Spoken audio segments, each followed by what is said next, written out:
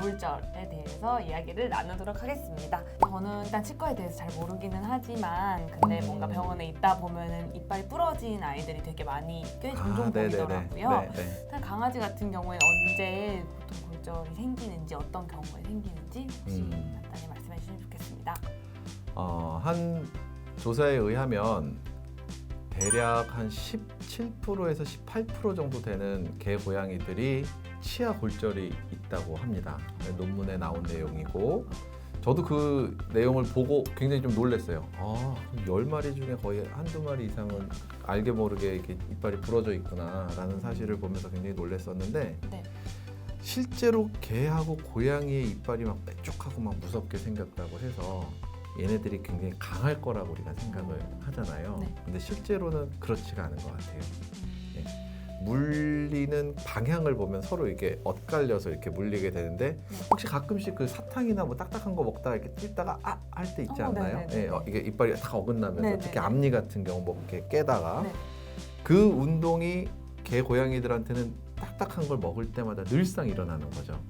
그러다 보면은 우리가 딱딱한 뭔가를 부술 때 어금니를 이용하는데 얘네들 어금니는 우리의 앞니처럼 서로 엇갈리는 그런 교합을 하다 보니까 이빨 사이에 딱딱한 게 들어가게 되면은 쉽게 깨질 수 있는 그런 구조를 가지고 있습니다. 그래서 개 고양이들이 딱딱한 거를 씹으면서 부러지는 경우 굉장히 많고 또는 뛰어내리다가 특히 고양이 같은 경우는 뛰어내리면서 착지를 좀 잘못해서 이 입을 먼저 부딪히게 되면은 상하게 있는 송곳니가 많이 부러지게 되고요. 뭐 있어서는 안 되겠지만 또 애들 이렇게 때리거나 장난치면서 부러지는 경우도 굉장히 많고 터그놀이 있잖아요. 이렇게 물려서 막 왔다 갔다 하는 거 그거 하다가도 또 부러지는 경우가 있기 때문에 실제로는 우리가 알고 있는 것보다 굉장히 많은 개 고양이들이 치아 골절로 통증을 호소하고 있다라고 할 수 있겠습니다.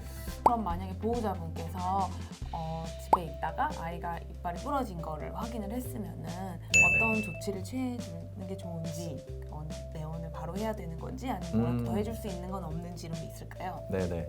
일단 부러지게 되면 일단 병원에 오셔야 돼요. 어떻게 부러졌고 얼마나 부러졌느냐에 따라서 또 치료법이 달라지기 때문에 어떤 경우는 그냥 둬도 되는 경우, 어떤 경우는 굉장히 좀 전문적인 치료를 해야 되는 경우, 뭐 심지어는 발치를 해야 되는 그런 경우도 있기 때문에 일단 부러진 게 보여진다, 병원에 바로 데리고 오셔야 되고 어느 부분 조금 이상하면 반대쪽에 똑같은 치아가 반드시 있으니까 좀 비교를 해보시면 좋을 것 같아요. 그래서 좌측하고 우측이 뭔가가 다르다라고 하면 병원에 오셔서 담당 수의사하고 상의를 좀 해보시고 진찰을 받아보시길 권해드립니다. 그러면은 치아 골절이 생겼었을 때는 어떤 치료를 진행하게 되나요? 이빨이 부러진 부위와 또 얼만큼 부러졌느냐에 따라서 치료법이 조금씩 달라질 수가 있습니다. 그래서 치아 골절의 좀 종류를 살펴보면서 종류에 따라서 어떤 치료를 적용하면 되는지 그거를 좀 하나하나 차근차근 설명을 드리도록 하겠습니다. 일단 가장 가벼운 골절부터 볼까요? 지금 보시면 사진에 이빨 표면에 이렇게 금이가 있어요, 그죠? 네, 이렇게 금이가 있는 이런 골절을 치아 표면에 말 그대로 이제 제일 딱딱한 부분을 감싸고 있는 부분이 에나멜이라고 하는데 그 부분에 잦은 자극이 지속적으로 있으면서 조금씩 틈이 생긴 경우입니다. 그래서 이런 경우는 실제로 통증이 크지 않고 그리고 2차적인 감염으로 연결되는 경우가 많이 없기 때문에 봤는데 치아 표면에 그런 식으로 이렇게 좀 주리가 있는 이런 경우만 있고 그 주변에 어떤 출혈이 있거나 아니면 그 부분을 만졌을 때 아이들이 그렇게 막 과민하게 반응을 하지 않는다라고 하면은 그냥 정기적으로 그냥 양치질하면서 어떻게 변화가 없는지 그런 것만 좀 봐주시면 되고요. 여기에서 조금 더 많이 깨진 아까 에나멜이라고 말씀드린 치아의 제일 바깥쪽 표면이 이렇게 떨어져 나간 경우 이런 경우에는 우리가 소위 말하면 어렸을 때 많이 생기는 충치 있잖아요. 충치하고 비슷한 경우가 됩니다. 그래서 여기 지저분하게 떨어져 나간 부분을 제거를 하고 뭔가 레진이나 기타 수복제를 이용해서 이 부분을 이렇게 채워주는 수복 치료를 하시는 것만으로 충분히 괜찮은 결과가 만들어질 겁니다. 문제는 이 다음부터인데 요거보다 조금 더 많이 깨졌을 때 밖에 있는 제일 딱딱한 에나멜질을 포함해서 그 안쪽 조직까지 좀 같이 부러졌을 때를 이제 생각할 수가 있는데 이런 경우부터는 이제 크게 두 가지로 나눠지게 됩니다.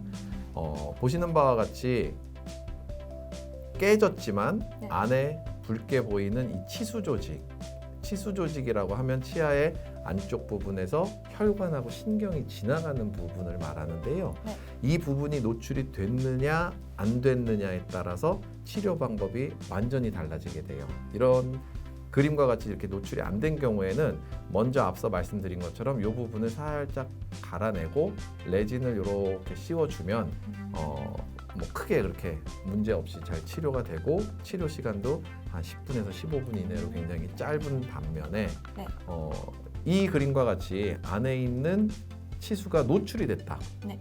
다시 말해서 혈관과 신경이 지나가는 그 통로가 겉으로 노출이 된 경우에는 치료 방법이 아까처럼 단순하게 끝나지 않습니다. 이때는 치료 옵션이 딱 두 가지인데 이 치아를 발치를 해주던가 또는 우리가 이제 신경치료라는 말 많이 쓰죠, 사람이. 네. 예, 그런 신경치료라고 하는 이 펄프에 있는 치수에 있는 요 내용물들을 완전히 다 제거를 하고 그리고 이 안에를 뭔가 충진제로 채워넣는 근관치료, 곧 신경치료를 진행을 하거나 네. 이 두 가지 치료 중에서 한 가지를 선택을 하게 됩니다. 그래서 치수가 노출이 됐느냐 안 됐느냐에 따라서 굉장히 좀 치료에 대한 어떤 예후나 방법이 좀 달라질 수가 있죠. 그래서 이 사진에서 보면 치수 노출이 되지 않은 경우에는 이렇게 전체적으로 넓게 얇게 깨져 있는 사진이 보이고 네. 치수 노출이 됐다라고 하면 이 골절 면에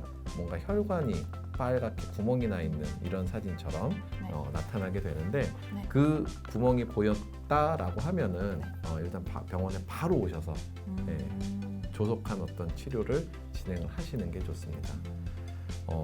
또 다른 골절 중에 하나는 겉에 있는 이 치아, 보이는 치아 말고 네.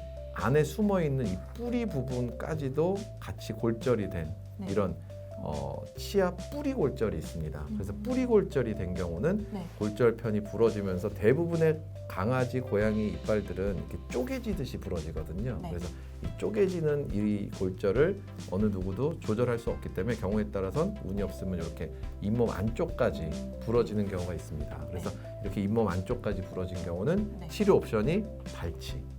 안타깝게도 저런 치아는 네. 근관 치료나 수복 치료로 치료가 안 되고요.